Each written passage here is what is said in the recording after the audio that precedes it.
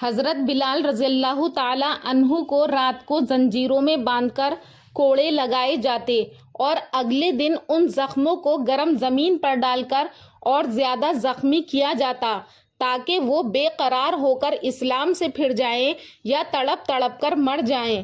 السلام علیکم دوستو، آج میں آپ کی خدمت میں مشہور صحابی رسول حضرت بلال رضی اللہ تعالیٰ عنہ کے اسلام لانے کا واقعہ لے کر حاضر ہوئی ہوں، جس کو سن کر آپ کے دل میں حضرت بلال رضی اللہ تعالیٰ عنہ کی محبت اور جوش مارنے لگے گی۔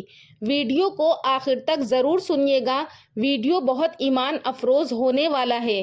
حضرت بلال حبشی مشہور صحابی ہیں جو مسجد نبوی کے ہمیشہ مؤذن رہے ہیں۔ شروع میں ایک کافر کے غلام تھے، یہ اسلام لے آئے، جس کی وجہ سے ان کو طرح طرح کی تکلیفیں دی جاتی تھیں۔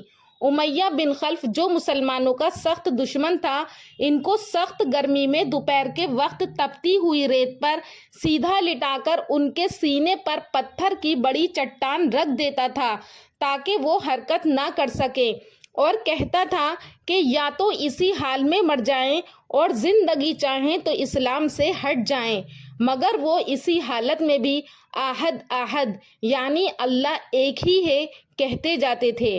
رات کو زنجیروں میں باندھ کر ان کے کوڑے لگائے جاتے اور اگلے دن ان زخموں کو گرم زمین پر ڈال کر اور زیادہ زخمی کیا جاتا تاکہ وہ بے قرار ہو کر اسلام سے پھر جائیں یا پھر تڑپ تڑپ کر مر جائیں۔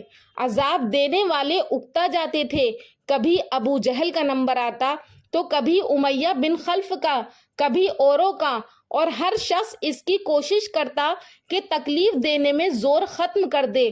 الغرض طرح طرح کے مظالم اور مصیبتوں کے ذریعے سے حضرت بلال رضی اللہ تعالی عنہ کی استقامت کی آزمائش لی گئی۔ تپتی ہوئی ریت، جلتے ہوئے سنگریزوں اور دہتے ہوئے انگاروں پر لٹائے گئے۔ مشرکین کے لڑکوں نے گلے مبارک میں رسیاں ڈال کر کھینچا، لیکن ان تمام آزمائشوں کے باوجود توحید کی مضبوط رسی کو ہاتھ سے نہ چھوڑا۔ ابو جہل ان کو منہ کے بل سنگریزوں پر لٹا کر اوپر سے پتھر کی چکی رکھ دیتا، اور جب آفتاب کی تمازت بے قرار کر دیتی تو کہتا کہ بلال اب بھی محمد صلی اللہ علیہ وسلم کے خدا سے باز آ جاؤ، لیکن اس وقت بھی زبان سے یہی احد احد یعنی اللہ نکلتا تھا۔ ستم پیشہ مشرکین میں امیہ بن خلف سب سے زیادہ پیش تھا۔ وہ ان کو طرح طرح سے اذیتیں پہنچاتا، کبھی گائے کی کھال میں لپیٹتا، کبھی لوہے کی زرہ پہنا کر جلتی ہوئی دھوپ میں بٹھاتا اور کہتا تمہارا خدا لات اور عزا ہے۔ اسی طرح ایک روز حضرت بلال رضی اللہ تعالیٰ عنہ ان کے اوپر اسی طرح سے ظلم و ستم کیا جا رہا تھا کہ حضرت ابوبکر صدیق رضی اللہ تعالیٰ عنہ کا ادھر سے گزر ہوا تو یہ عبرت ناک منظر دیکھ کر ان کا دل بھر آیا اور نقد رقم معاوضہ دے کر حضرت بلال کو آزاد کروا دیا۔ عرب کے بت پرست لوگ اپنے بتوں کو معبود کہتے تھے، اس لیے ان کے مقابلے میں اسلام کی تعلیم، جس کی وجہ سے حضرت بلال رضی اللہ تعالیٰ عنہ کی زباں پر ایک ہی ورد تھا، وہ اللہ اللہ کہتے تھے۔ تو یہی وجہ تھی کہ حضرت بلال کو طرح طرح سے ستایا جاتا تھا، سخت سے سخت تکلیف پہنچائی جاتی تھی، مکہ کے لڑکوں کے حوالے کر دیا جاتا تھا، وہ ان کو گلی کوچوں میں چکر دیتے پھرتے، اور یہ تھے کہ ایک ہی ایک کی رٹ لگائے ہوئے تھے۔ اس کا صلہ ان کو یہ ملا کہ پھر نبی کریم صلی اللہ علیہ وسلم کے دربار میں مؤذن بنے، اور سفر اور حضر میں ہمیشہ اذان کی خدمت ان کے سپرد ہوئی۔ بلال رضی اللہ تعالیٰ عنہ سب سے پہلے وہ بزرگ ہیں جو اذان دینے پر مامور ہوئے۔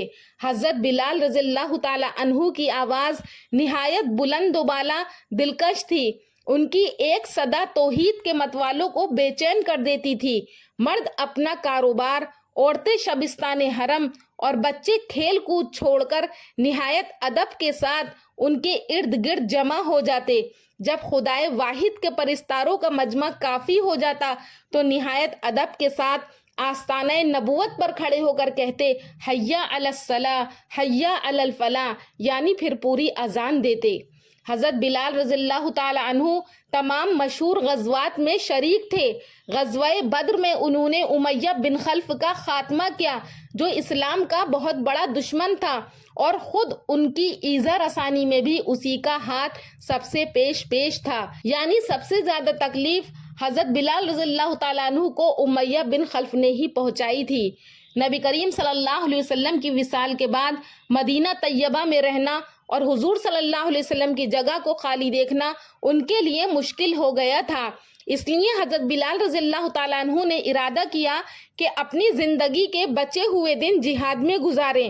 اس لیے جہاد میں شرکت کی نیت سے حضرت ابوبکر صدیق رضی اللہ تعالیٰ عنہ کے پاس گئے اور جا کر اجازت چاہی، تو حضرت ابوبکر صدیق رضی اللہ تعالیٰ عنہ نے کہا کہ آپ مجھے اس طرح چھوڑ کر نہیں جا سکتے، اور ان کو روک لیا۔ پھر اس کے بعد جب حضرت عمر فاروق رضی اللہ تعالیٰ عنہ کا زمانہ آیا تو پھر انہوں نے حضرت عمر فاروق رضی اللہ تعالیٰ عنہ سے اجازت چاہی، تو حضرت عمر فاروق رضی اللہ تعالیٰ عنہ نے بھی حضرت بلال کو روکنا چاہا، لیکن جذبہ جہاد کی وجہ سے حضرت بلال رضی اللہ تعالیٰ عنہ نے اجازت لی اور ملک شام کی طرف چل دیے، پھر وہیں آباد ہو گئے اور ایک عرصے تک مدینہ منورہ لوٹ کر نہیں آئے۔ ایک مرتبہ حضور صلی اللہ علیہ وسلم کے خواب میں زیارت کی۔ حضور صلی اللہ علیہ وسلم نے فرمایا کہ بلال، یہ کیا ظلم ہے، ہمارے پاس کبھی نہیں آتے، تو آنکھ کھلی تو بہت روئے، گویا کہ ایسا ہو گیا کہ اس خواب کے ذریعے سے پچھلی زندگی کی یادیں تازہ ہو گئیں، عشق و محبت کے مرجھائے ہوئے زخم پھر ہرے ہو گئے۔ اسی وقت مدینہ کی راہ لی اور روضہ اقدس پر حاضر ہو کر مرغ بسمل کی طرح تڑپنے لگے، آنکھوں سے آنسو روا تھے اور مضطربانہ جوش و محبت کے ساتھ جگر گوشہ رسول حضرت امام حسن اور حضرت امام حسین رضی اللہ تعالی عنہما کو چمٹا چمٹا کر پیار کر رہے تھے۔ ان دونوں نے خواہش ظاہر کی کہ آج صبح کے وقت اذان دیجیے۔ وہ ارادہ کر چکے تھے کہ نبی کریم صلی اللہ علیہ وسلم کے بعد وہ اذان نہیں دیں گے، تاہم ان کی فرمائش نہیں ٹال سکے۔ صبح کے وقت مسجد کی چھت پر کھڑے ہو کر نعرہ تکبیر بلند کیا تو تمام مدینہ گونج اٹھا۔ اس کے بعد نعرہ توحید نے اس کو اور بھی پرعظمت بنا دیا، لیکن جب اشہد ان محمد رسول اللہ کا نعرہ بلند کیا تو عورتیں تک بے قرار ہو کر پردوں سے نکل پڑیں اور تمام عاشقان رسول صلی اللہ علیہ وسلم کے رخسار آنسوؤں سے تر ہو گئے۔ بیان کیا جاتا ہے کہ مدینہ میں ایسا پر اثر منظر کبھی دیکھنے میں نہیں آیا تھا۔ حضرت بلال رضی اللہ تعالیٰ عنہ کا نام بلال، ابو عبداللہ کنیت، والد کا نام رباح اور والدہ کا نام حمامہ تھا۔ آپ کی وفات کے بارے میں بیان کیا جاتا ہے کہ سن 20 ہجری میں آپ نے دنیا فانی کو خیر آباد کہا۔ کم و بیش آپ کی عمر 60 برس تھی۔ دمشق میں باب الصغیر کے قریب مدفون ہوئے۔ دوستو، یہ واقعہ کتاب اسد الغابہ میں موجود ہے۔ امید کرتی ہوں کہ آپ کو حضرت بلال رضی اللہ تعالیٰ عنہ کا یہ واقعہ پسند آیا ہوگا۔ اگر پسند آیا ہے تو کامنٹ سیکشن میں اپنی رائے کا اظہار کریں اور ہمارے چینل نوری اسلامک ٹیوبر کو سبسکرائب کریں۔ انشاءاللہ پھر ملاقات کروں گی اگلی ویڈیو میں ایک نئے ٹاپک کے ساتھ۔ تب تک کے لیے اللہ حافظ۔